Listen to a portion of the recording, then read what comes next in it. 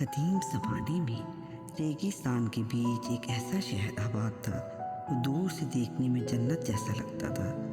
سورج کی روشنی اس پر پڑتی تو وہ سونے کی طرح چمکتا اور رات کو چاندنی میں وہ ستاروں کی طرح جگمگاتا، مگر اس شہر کے اندر ایک خوفناک راز چھپا تھا۔ یہاں کے درخت، راستے، حتیٰ کہ یہاں رہنے والے لوگ بھی سب شیشے کے بنے ہوئے تھے۔ وہ چلتے تھے، ایک دوسرے کو دیکھتے تھے، کبھی کبھی مسکراتے بھی تھے، لیکن ان کی آنکھوں میں کوئی احساس نہیں ہوتا تھا، کوئی ہنسی نہیں، کوئی رونا نہیں، صرف شیشے کے ٹکرانے کی ہلکی سی آواز، جیسے زندگی کہیں کھو چکی ہو۔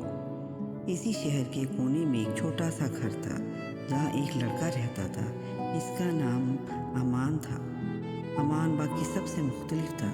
وہ شیشے کا نہیں تھا، وہ ٹوٹتا نہیں تھا، وہ ایک حقیقی انسان تھا، لیکن اسے کبھی یہ سمجھ نہیں آئی کہ وہ اکیلا کیوں ہے۔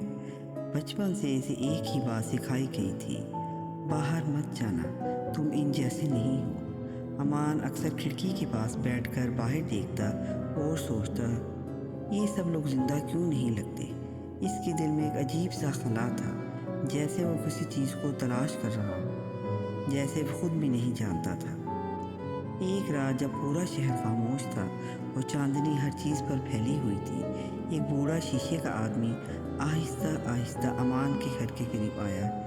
اس کے جسم پر دراڑیں تھیں اور ہر قدم پر ایسا لگتا تھا جیسے وہ ٹوٹ جائے گا۔ وہ امان کے قریب آیا اور دھیمی آواز میں بولا، امان، وقت آ گیا ہے کہ تم سچ جان لو۔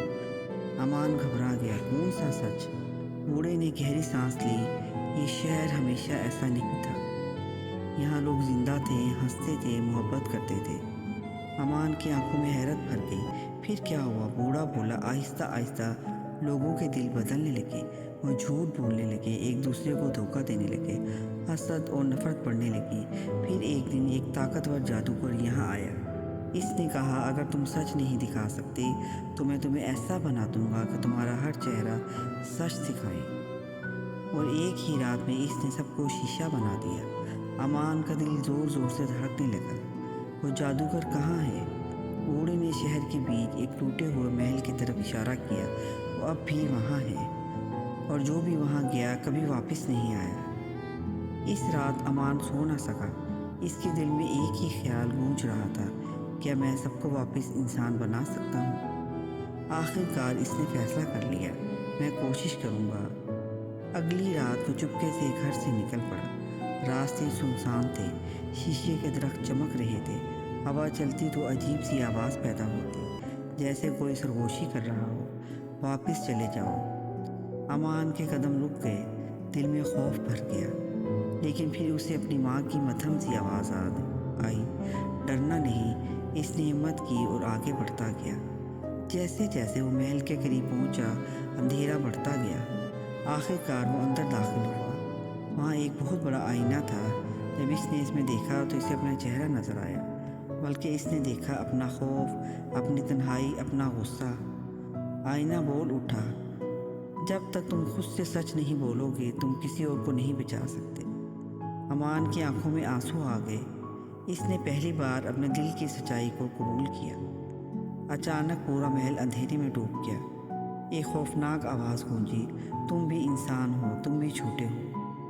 امان نے سامنے دیکھا، ایک سیاہ سایہ، چمکتی آنکھیں، جادوگر۔ امان نے ہمت کر کے کہا، انسان غلطیاں کرتا ہے لیکن سیکھتا بھی ہے۔ جادوگر ہنسنے لگا، دنیا کبھی نہیں بدلے گی، تم بھی ایک دن ٹوٹ جاؤ گے۔ امان خاموش رہا، پھر بولا، اگر سب پورے ہوتے تو میں آج یہاں نہ ہوتا۔ کسی نہ کسی نے مجھے اچھا بننا سکھایا ہے۔ اچانک ایک حیران کن سچ سامنے آیا۔ امان نے غور سے دیکھا، جادوگر کا چہرہ وہی تھا۔ امان کے قدم لرز گئے، وہ کیسے ہو سکتا ہے؟ جادو کو بولا، میں تم ہی ہوں، وہ امان جو ٹوٹ گیا تھا، میں نے دنیا سے بدلہ لیا۔ امان کی آنکھوں میں آنسو آ گئے، وہ آہستہ سے بولا، میں تم جیسا نہیں بنوں گا، میں نفرت نہیں، معافی چنوں گا۔ یہ سن کر جادوگر نے خاموش ہو گیا۔ پہلی بار اس کی آنکھوں میں نمی آ گئی، کاش میں نے بھی یہی راستہ چنا ہوتا۔ اچانک روشنی پھیل گئی، آئینہ ٹوٹ کر روشنی بن گیا، پورا شہر چمک اٹھا۔ شیشے کے لوگ ایک ایک کر کے دوبارہ انسان بننے لگے۔ کوئی ہنسا، کوئی رویا، کوئی ایک دوسرے کو گلے لگا کر کھڑا ہو گیا۔ صبح کا سورج نکلا، شہر اب زندہ تھا۔ ہوا چلتی تو اب گھنٹیوں کی آواز نہیں بلکہ زندگی کی آواز آتی تھی۔ لوگ امان کے پاس آئے، تم نے ہمیں نئی زندگی دی۔ امان مسکرایا، نہیں، ہم سب نے ایک دوسرے کو بچایا ہے۔